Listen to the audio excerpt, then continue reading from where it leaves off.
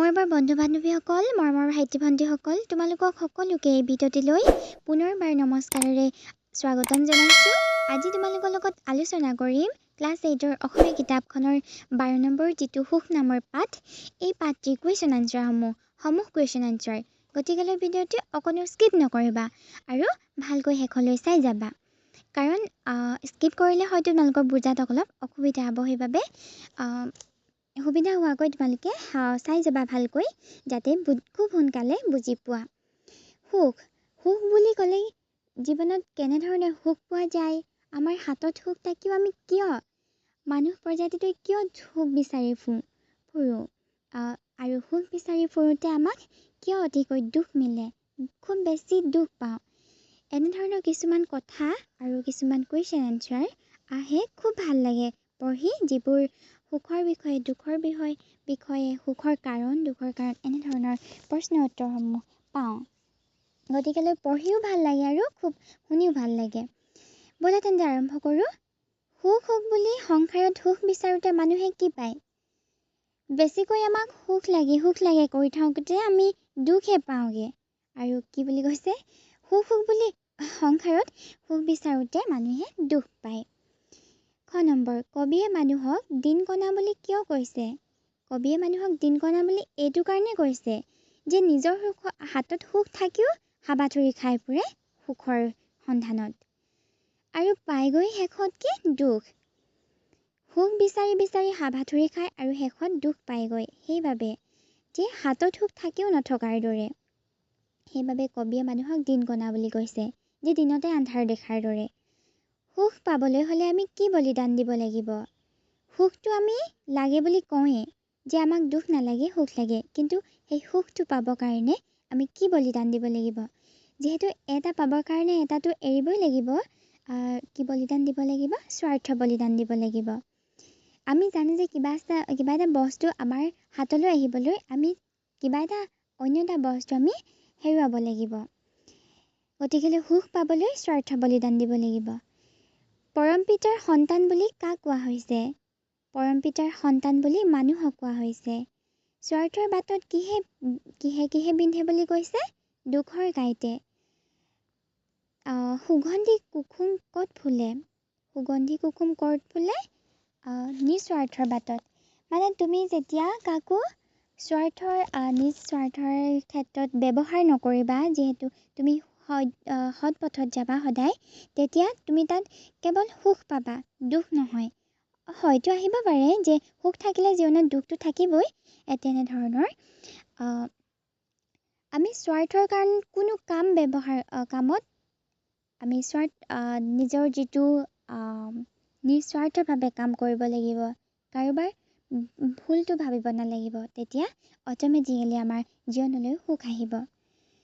আৰু সেই দুখৰ কাইতে খুব বিন্ধে আৰু সুগন্ধি কুসুম অকল নিস্বাৰ্থৰ বাটতহে ফুলে।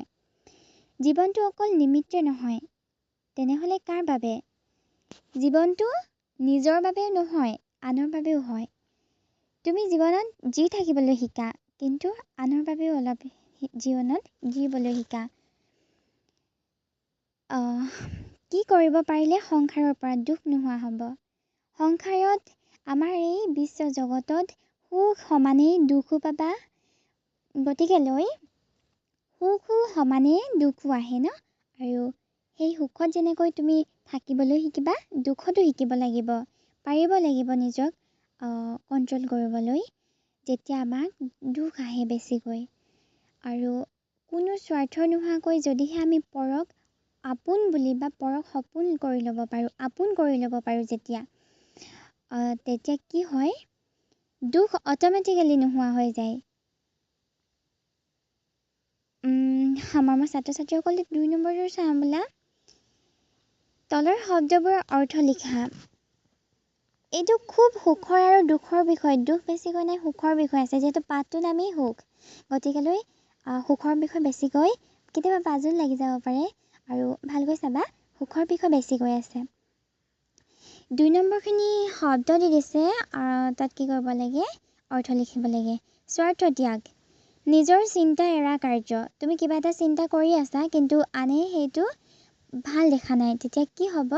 এৰিব লাগিব স্বাৰ্থ ত্যাগ বলিদান ত্যাগ কৰা তুমি কিবা এটা হয় পাবলৈ কাৰণে কিবা এটা এৰিব লাগিব তাক কি কয় বলিদান ত্যাগ কৰা পবিত্ৰ মানে কি নিৰ্মল পবিত্ৰ পানী বুলি গংগাৰ জল পবিত্ৰ বুলি কয় সেই নিৰ্মলৰ কয় সন্তোষ মানে কি আনন্দ যেতিয়া আমি স্ফূৰ্তি কৰোঁ আনন্দ কৰোঁ তাত কি কয় আন এটা নাম সন্তোষ তৰি মানে কি নাও পাৰ হ'ব পৰা জলযান এইটো এটা কি হয় এটা শব্দত প্ৰকাশ কৰা হ'ব পাৰে যি পাৰ হ'ব পৰা জলযান তাক কি হয় নাও বা তৰি বুলি কোৱা হয়